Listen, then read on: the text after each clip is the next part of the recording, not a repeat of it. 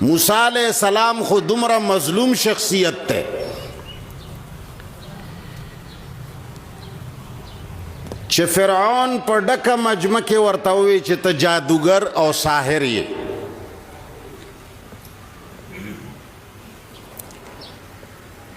او فرعون د دې موسی علیہ السلام مقابله د پاره د موسی علیہ السلام د خاندان سره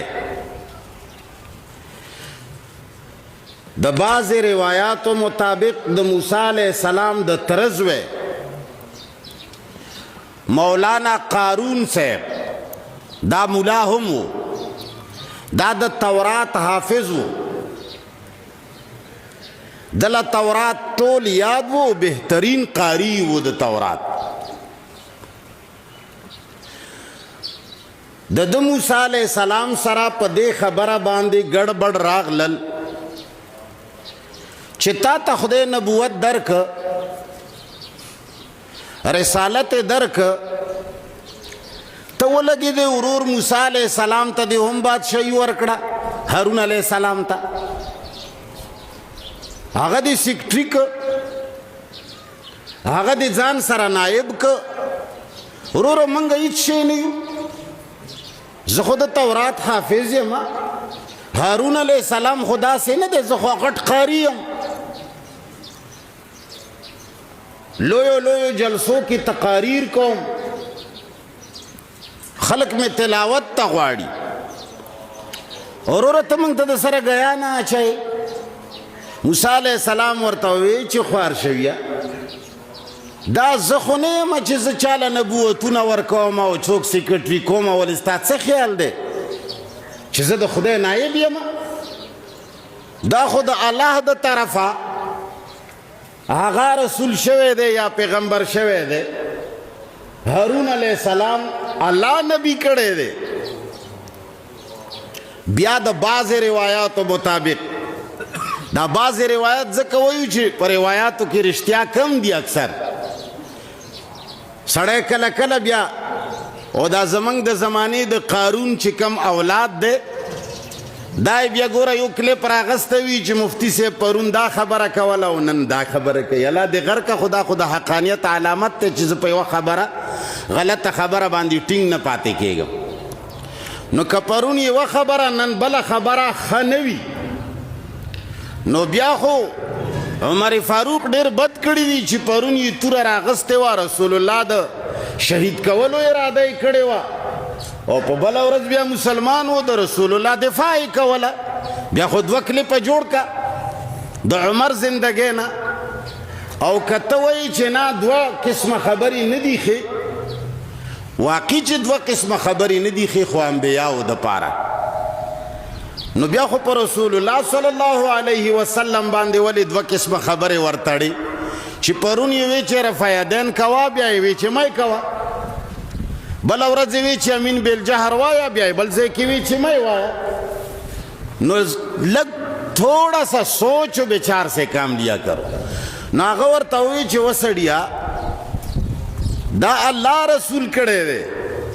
ورته وی چې دا څنګه کیدی شي چې خدای پاک ته دی په نظر ورتلو زه یې نه لیدم بقول بعض روایاتو چې موسی علیہ السلام ورته وی چې بنی اسرائیل را غونډ شي او هر سړي نه خپله لښته راواغسته هر چا سره یوه یوه لښته ورسره وه نو هغه یې په دې کوټه کې دننه کېښودې او پیری پې ودروله او سبا چې راتلل ټولې لښتې په خپله حد وې وایي د هارون علیہ السلام لښته زرغونه شوې وه خبره داسې ډېره 120% ټیک ضروري خبره نه ده چې خامخا دې رښتیا وي خو یو قول دی قرآن کې هلکه قرآن کې چې قرآن کې نه وي هغه خبره ټیک هم کیدی شي غلط هم کیدی شي بیا په دې باندې زد پرېوته فرعون یو دولتمن یو سرزوری بادشاہ داغه خواسی موسی علیہ السلام سره ماته وه هغه موقع پیدا کړه چې کور کې دشمن شته دی راشه ګوتې پې ووهه لکه مغولو د خوشحال خان خټک زوی مکرم خان باندې ګوتې وهلې وې او د خوشحال خان خټک زندگی تنګه کړې وه. دغسې فرعون ولګېدو. حافظ مولوي قارون صاحب یې راوغوښته، ورته ویې چې تاسو خو دروند خاندان دی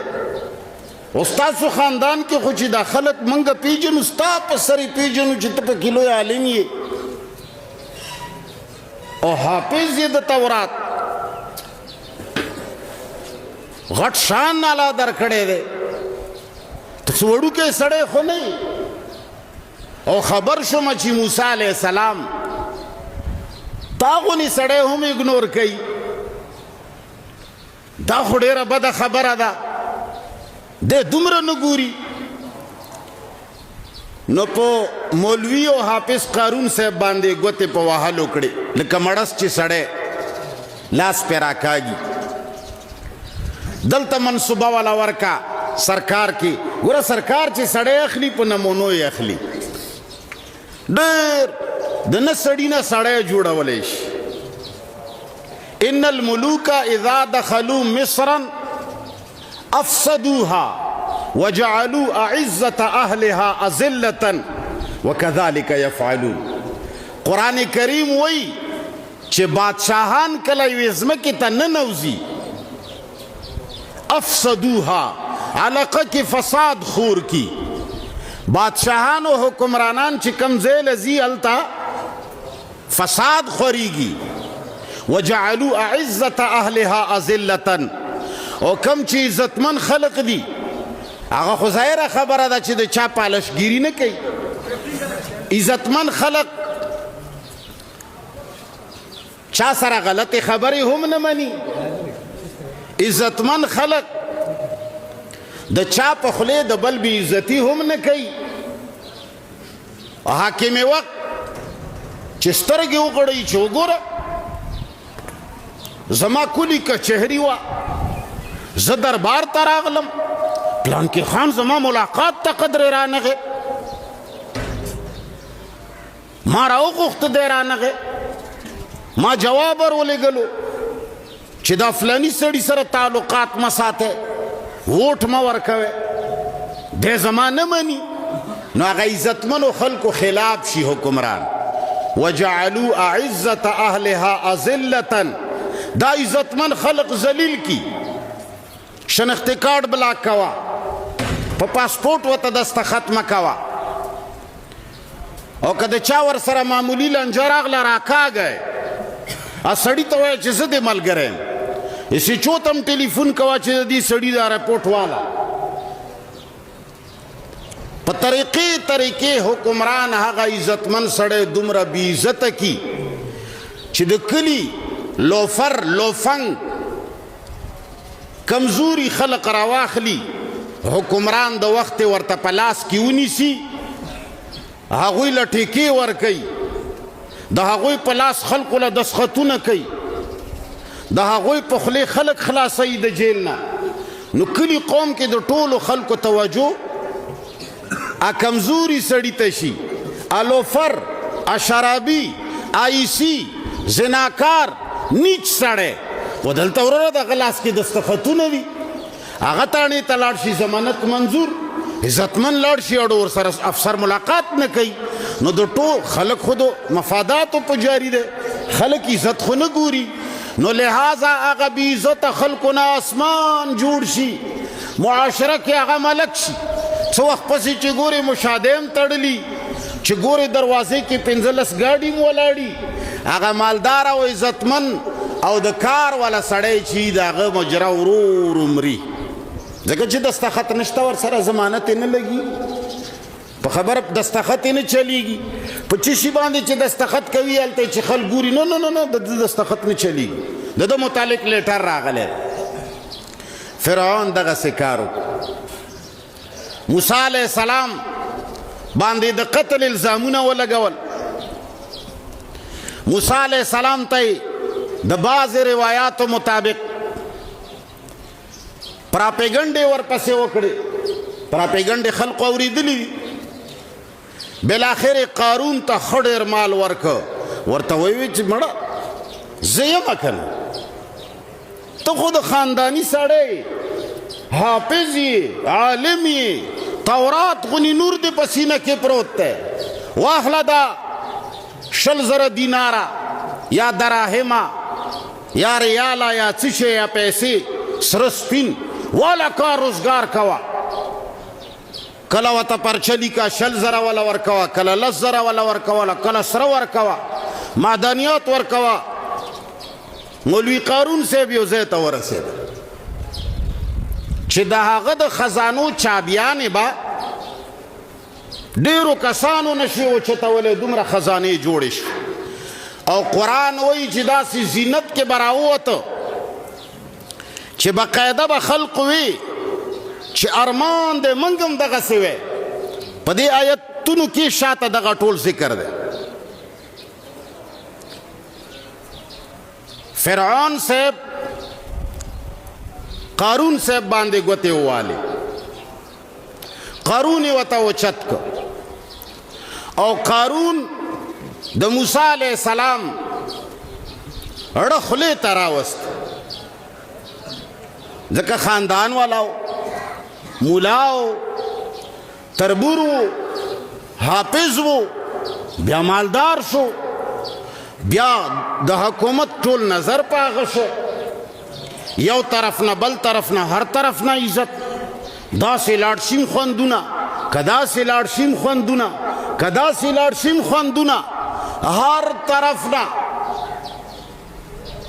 قارون صاحب او د فرعون صاحب ګټ جوړ دی علاقه ټوله قارون له ورماته ده موسی علیه السلام دعوت کوي د زکات مسله یې وکړه قارون صاحب وایي چې مکې نه زه راغلی یم کاڼي دی دمی زه د تورات حافظ یم دا خبرې چېرته دی دا څه وایي دا سړی او خلقه ما درته وی نه چې خدای راستی خپل مال به تېنه نه خورئ ودلې د موسی علیه السلام دا څه چې ګټلي دي دا خو ما سره خپل علم دی د هغه علم په خاطر مې ګټلي دي اوس ما ګټلی مال به زه تاله در کوم یا ستا خدای له به یې ورکوم موسی علیه السلام سره خپلې کورنۍ کې غل دشمن ورته جوړ کو او د موسی علیه السلام زړه یې په ډېر آزار کړ دا مې هسې د موسی علیه السلام یوه خبره راونیوه تاسو مې صرف پویولی هر نبي سره داسې شوي دي که د هر نبي هسټري وګورئ ابراهیم علیه السلام څوک پر آزاد ملک نه ځي یا ډېر غریب شي یا خو څه وجه وي که نه پیغمبرانو چې د خپلې علاقې پریښي دي هسې نه دي پریښي شوق نه یې نه دي پریښي د علاقې ورته اور کړې وي پراپیګنډې به یې ورپسې کولې د حق په بنیاد نبي څه عیاش نه وي نبی العیاذ بالله څه بدماش نه وي نبی چا سره زیاتی نه کوي نبی دروغګو نه وي نبی نه خلق په اذیت کې نه وي پراته نبی خو نبی وي الله خوښ کړی شخصیتي خو نبی خلق تنګ د څه په بنیاد د حق په بنیاد حق رونو ډېره ګرانه خبره